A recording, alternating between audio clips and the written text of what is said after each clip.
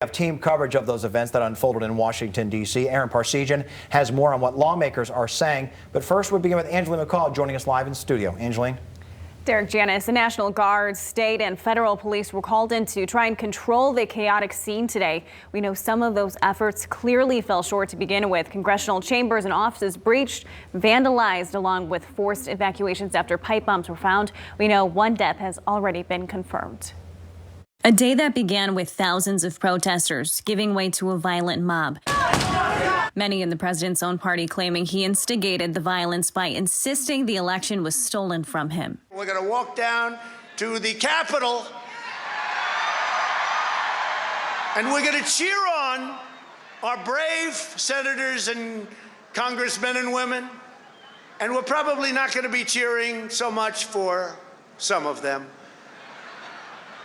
because you'll never take back our country with weakness. You have to show strength and you have to be strong. An armed standoff ensued on the House floor, with authorities struggling to control the crowd inside. One rioter took the seat in the Senate chambers. Actions all condemned by those on both sides of the aisle. Today was a dark day in the history of the United States Capitol.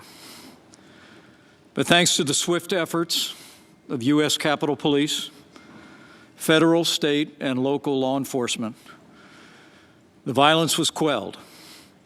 The Capitol is secured, and the people's work continues.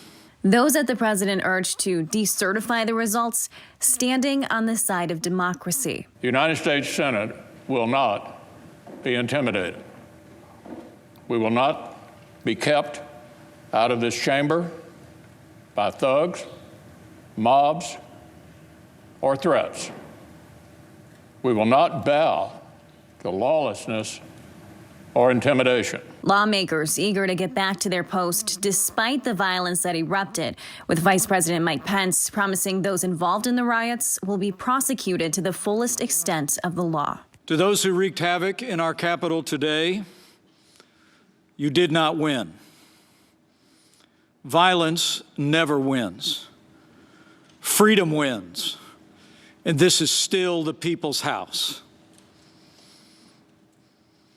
And as we reconvene in this chamber, the world will again witness the resilience and strength of our democracy. 7 people were taken to the hospital, including one woman who we now know lost her life. In the studio, Angeline McCall, Fox 17 News.